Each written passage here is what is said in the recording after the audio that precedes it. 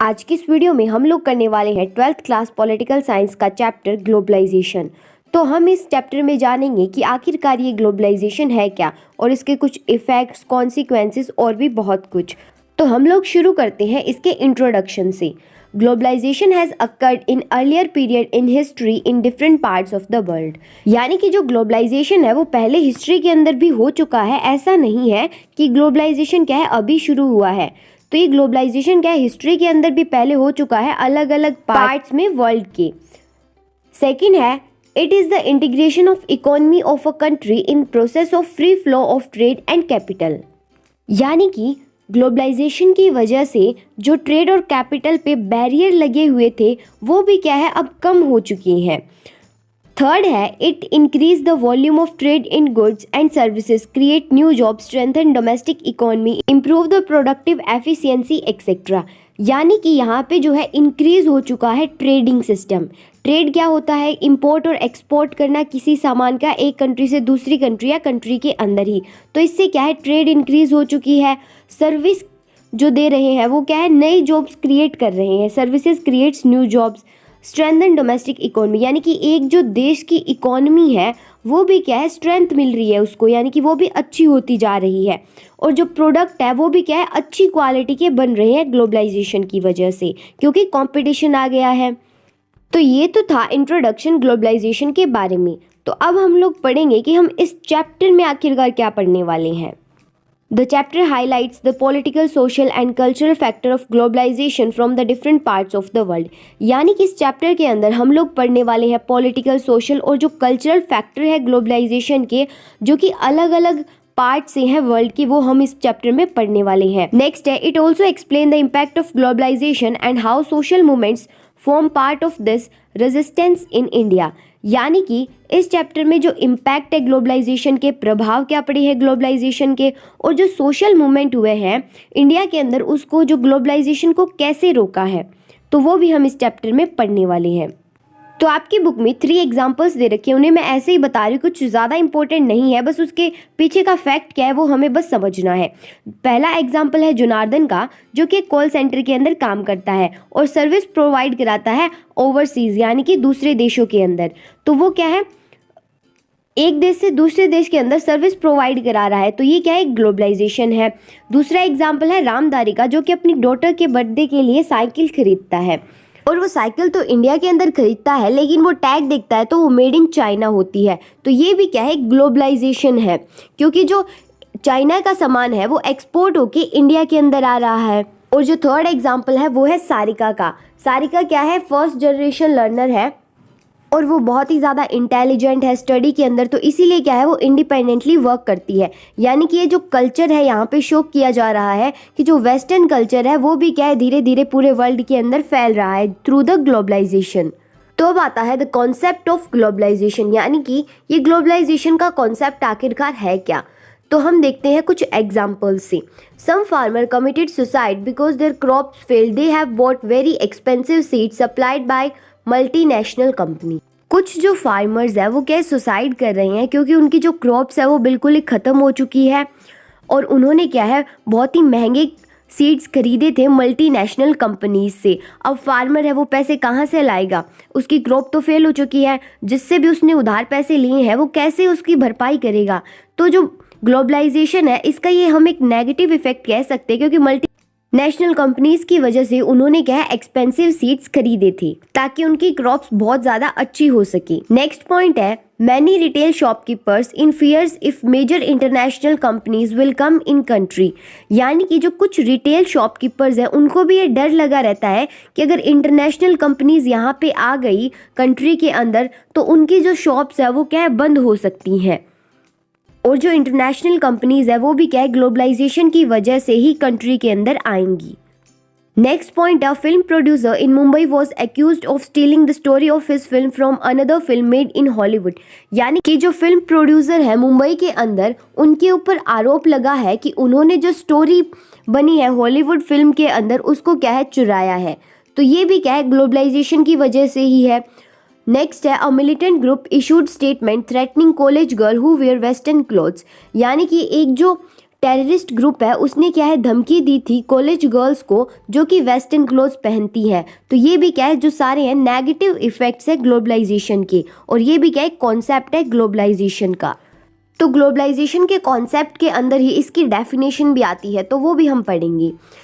It is the about flows of ideas, capital, commodity and people. Example, for better life people go to other countries, culture adoption to accept new things and thoughts. यानी कि जो flow है यानी कि जो बहाव है idea का, कैपिटल यानी कि पैसों का, कोई भी चीज़ हो सकती है, और लोगों का, वो क्या है ग्लोबलाइजेशन ही है। यानी कि जो चीज़ें जाती है एक देश से दूसरे देश के अंदर, और जो आइडिया होता है वेस्टर्न का आइडिया क्या है ईस्टर्न पार्ट में जाता है, और जो कोई भी मतलब क्या है लोग हैं वो एक देश से दूसरे देश के अंदर जाते हैं, वो भी क्या है ग्लोबलाइजेशन ही है। और लोग क्यों जाते हैं, मान लो कि यहाँ पे जो कंडीशंस है वो उनको अच्छी नहीं लग रही है और दूसरे देश के अंदर अच्छी लग रही है, तो वो वहाँ पे जा रहे हैं, तो ये क्या है ग्लोबलाइजेशन ही है। और उसका कल्चर हम लोग क्या है वेस्टर्न कल्चर अडोप्ट कर रहे हैं, और नई नई जो चीज़ें हैं और जो थॉट्स हैं वो अडोप्ट कर रहे हैं दूसरी कंट्री को देखकर, तो ये सब कुछ क्या है ग्लोबलाइजेशन ही तो है।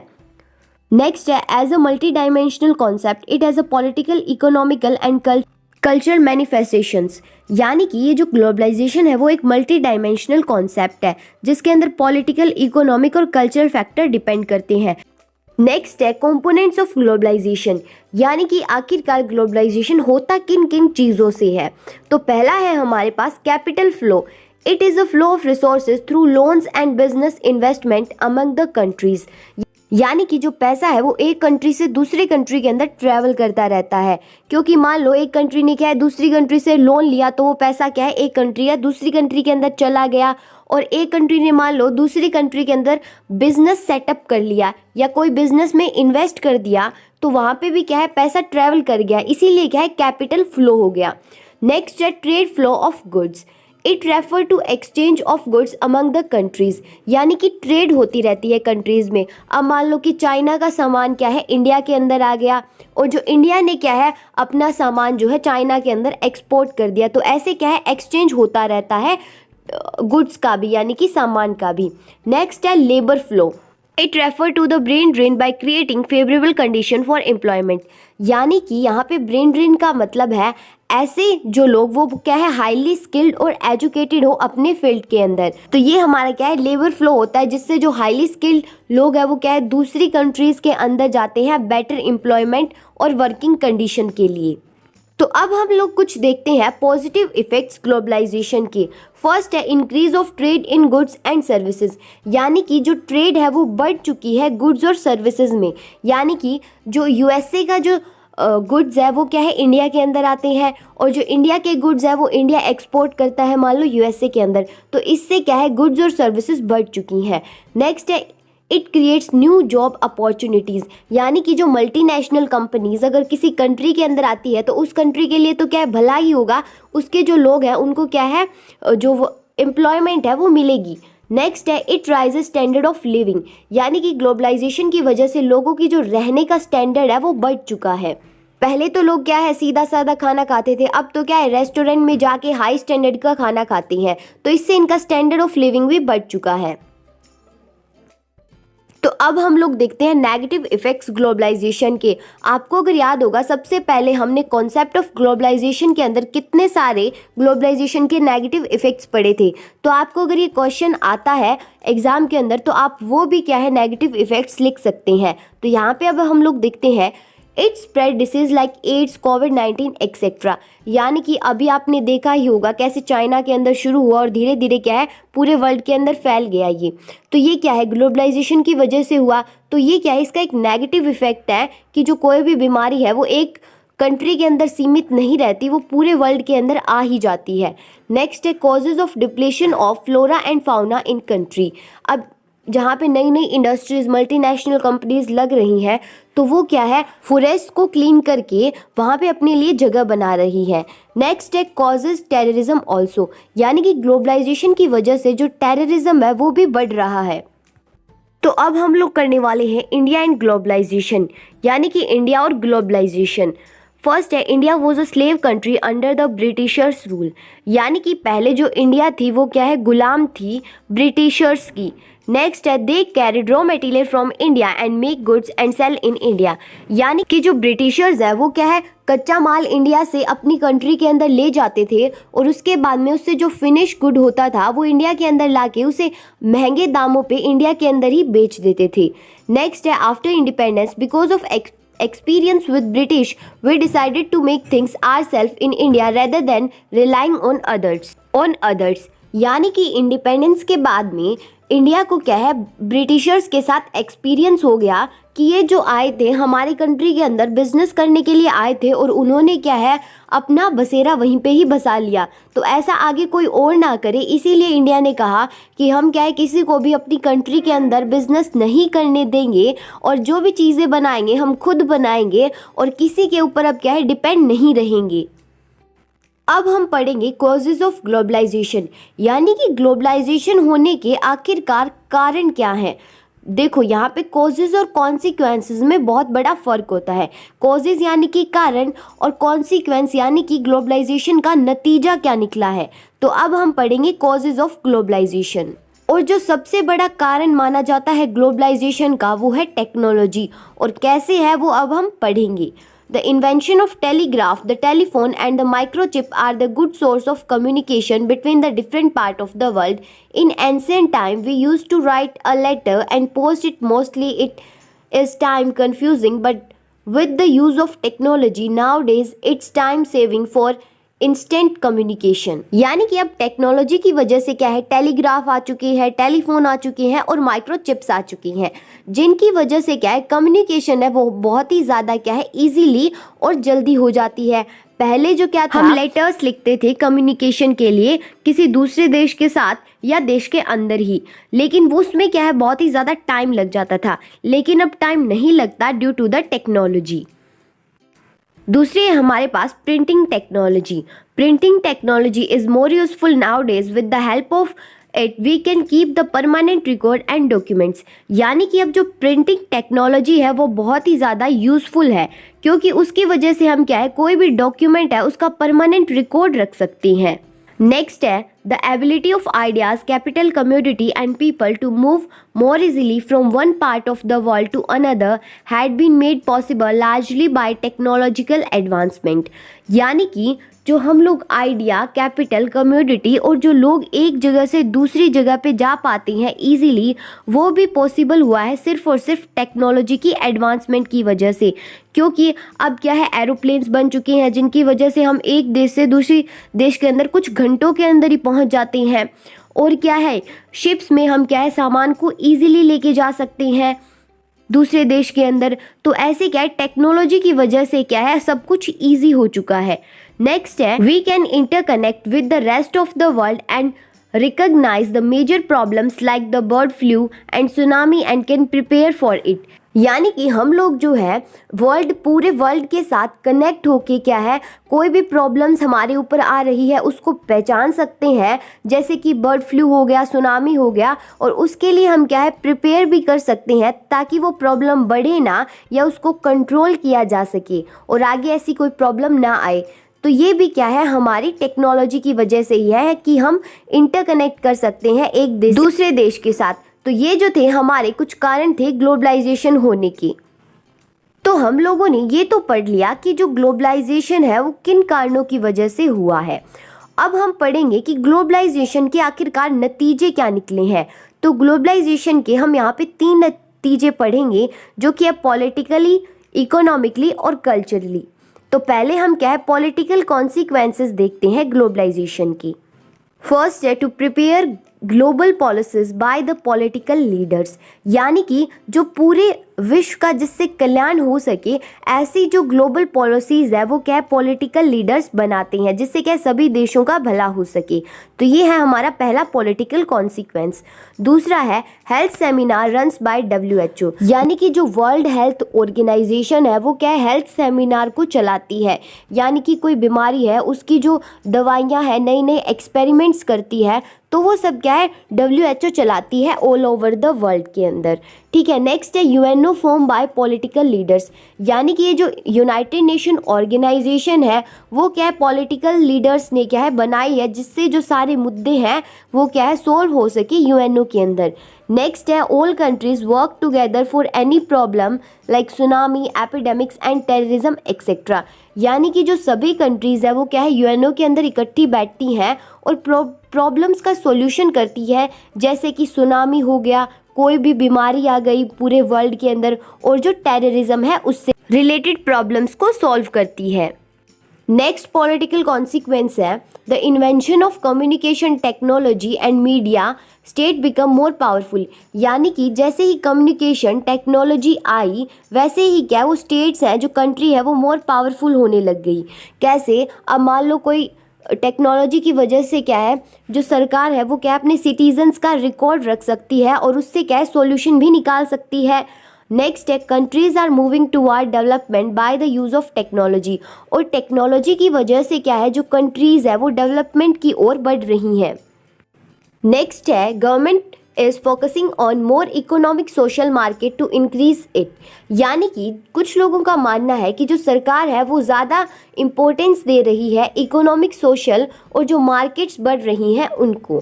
नेक्स्ट है states are more powerful to establish law and order and national security, यानी कि ग्लोबलाइजेशन की वजह से जो स्टेट्स हैं उनका जो काम है वो बिल्कुल कम हो चुका है और सिर्फ क्या है वो अब देखती हैं कि लोगों की जो सिक्योरिटी है वो बनी रहे, और वो क्या है सिर्फ लॉ और ऑर्डर को मेंटेन रखती हैं। यहाँ पे स्टेट का मतलब है कि किसी भी कंट्री की गवर्नमेंट। तो ये जो हमने इतने सारे कॉन्सिक्वेंसेस देखे हैं यानी कि नतीजे देखे हैं वो सारे क्या है पॉलिटिकली नतीजे हैं। अब जो हम पढ़ेंगे वो होंगे economic consequences.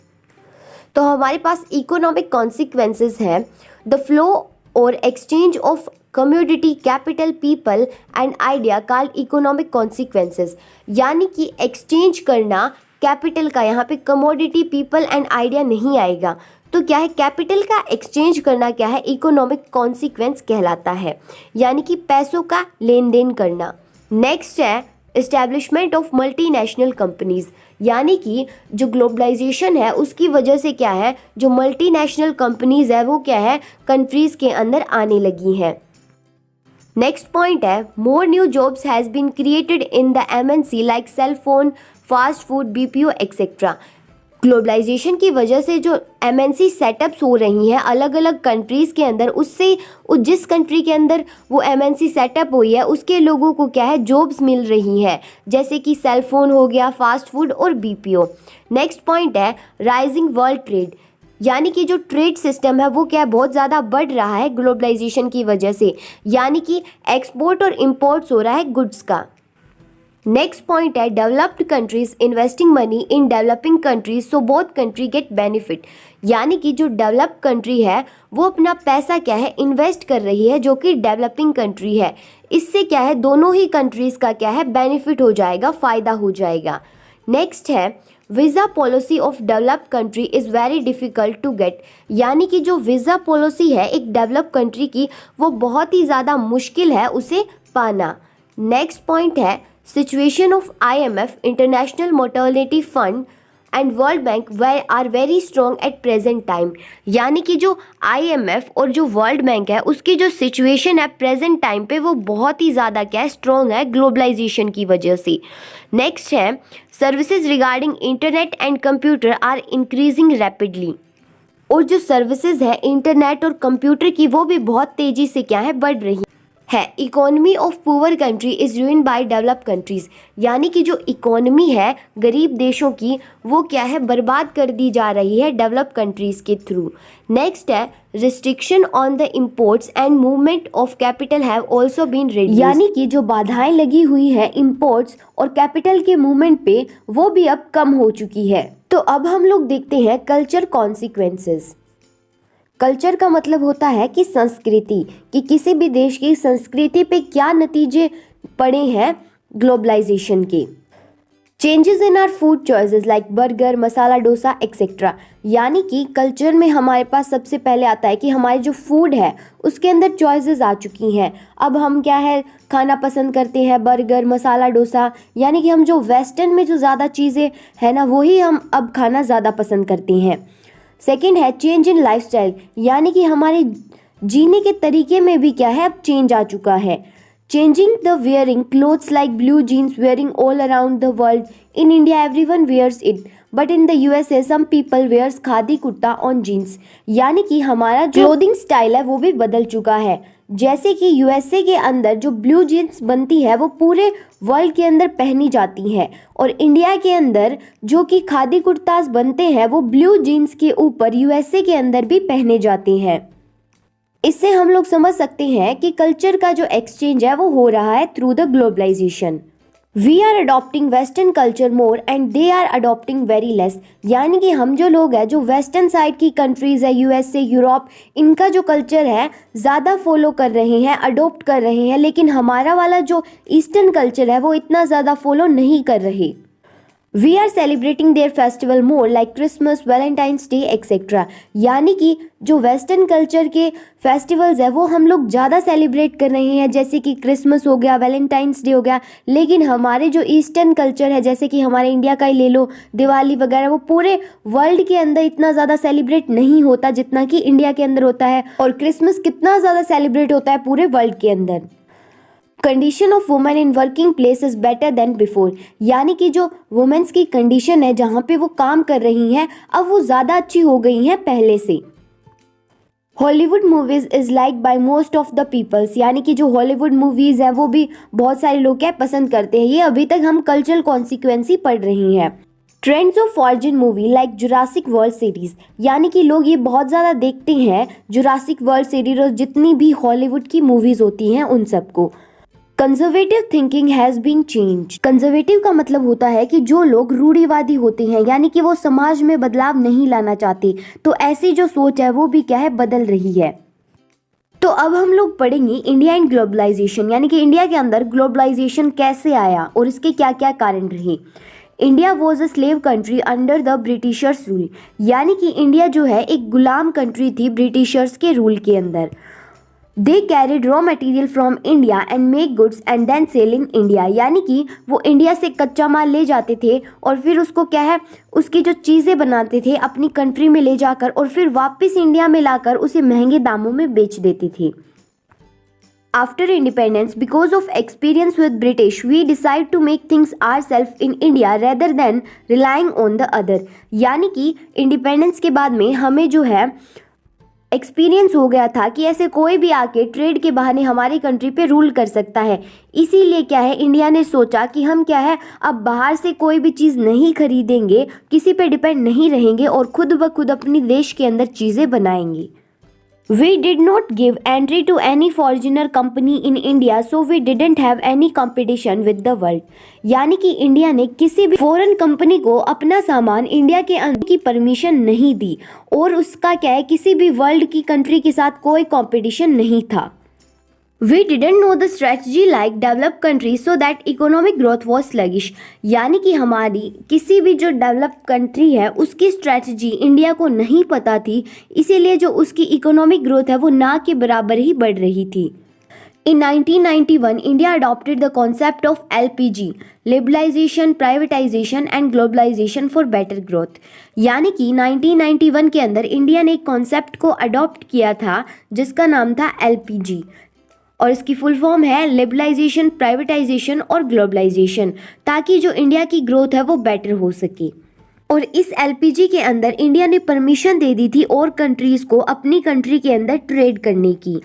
Due to globalization, developed countries investing money in developing countries so they can get more job opportunity, decline in poverty, competition is increase so that quality of product is increase at low price. यानी कि globalisation की वजह से क्या हुआ कि जो developed country है वो अपना पैसा इन्वेस्ट कर रही थी डेवलपिंग कंट्रीज़ में ताकि उनके लोगों को जॉब अपॉर्चुनिटी मिल सके और उनके देश में जो पॉवर्टी है वो भी क्या है ख़त्म हो सके, और जिससे क्या है कॉम्पिटिशन इंक्रीज़ हो और लोगों को क्या है बेटर क्वालिटी के गुड्स मिले कम प्राइस के ऊपर। अब हमारा टॉपिक है रेजिस्टेंस टू ग्लोबलाइजेशन, यानी कि ग्लोबलाइजेशन में क्या क्या चीज़ें बाधा पहुंचा रही हैं या उसको रोक रही हैं। Criticism of globalization is done by both left and right parties, यानी कि जो लेफ्ट के अंदर जो हमारी क्या थी कैपिटलिज्म और राइट के अंदर सोशलिज्म थी, वो क्या है ग्लोबलाइजेशन को क्रिटिसाइज कर रहे थे, यानी कि उसके गुड और बैड पॉइंट्स बता रहे थे। Right party support capitalist and left party support socialism, यानी कि जो राइट के अंदर कंट्रीज थी वो तो कैपिटलिज्म को फॉलो कर रही थी और जो लेफ्ट के अंदर पार्टी थी वो क्या है सोशलिज्म को फॉलो कर रही थी, जैसा कि हमने कोल्ड वॉर एरा के अंदर पढ़ा था। Right party is against the original TV channels and streaming services like Netflix because it's ruining their culture and most affect on the youth, यानी कि जो राइट पार्टी थी वो खिलाफ थी कि जो टीवी चैनल्स और जो स्ट्रीमिंग सर्विसेज है नेटफ्लिक्स वगैरह की उसके खिलाफ थी, क्योंकि वो क्या है उनके कल्चर को बर्बाद कर रही हैं और उनके जो यूथ है जो युवा पीढ़ी है उस पर भी क्या है असर डाल रही हैं। There is no profit of globalization for the workers farmers and poor peoples, यानी कि जो ग्लोबलाइजेशन का कोई प्रॉफिट नहीं हो रहा था जो कि काम करने वाले लोग हैं, फार्मर हैं और जो गरीब लोग हैं उनके ऊपर। ये टॉपिक मैं बता दूं आप, हम लोग अभी तक रेजिस्टेंस टू ग्लोबलाइजेशन ही पढ़ रहे हैं। It has advantage as well as disadvantage, यानी कि ग्लोबलाइजेशन के क्या है एडवांटेज भी हैं और डिसएडवांटेज भी हैं। If we will not adopt then other country will go far in development, यानी कि अगर हम ग्लोबलाइजेशन को अडॉप्ट नहीं करेंगे तो जो और कंट्री है वो ज़्यादा डेवलप हो जाएगी हमसे। If we will adopt then we have to accept it worse affect also, यानी कि अगर हमें ग्लोबलाइजेशन को अडोप्ट करना है तो उसके जो डिसएडवांटेज और बुरे प्रभाव है वो भी हमें अडोप्ट करने पड़ेंगे। In 1999, at the World Trade Organization (WTO) ministerial meeting, there were widespread protests at Seattle alleging unfair trading practices by the economically powerful states. यानी कि 1999 के अंदर वर्ल्ड ट्रेड ऑर्गेनाइजेशन की एक मिनिस्ट्रियल मीटिंग हुई थी सीटल के अंदर, जिसके अंदर आरोप लगाया गया था कि जो इकोनॉमिकली पावरफुल स्टेट्स हैं वो क्या है अनफेयर ट्रेडिंग कर रही हैं। The World Social Forum (WSF) is another global platform which brings together a wide coalition composed of human rights activity, labor and women activity opposed to neoliberal globalization.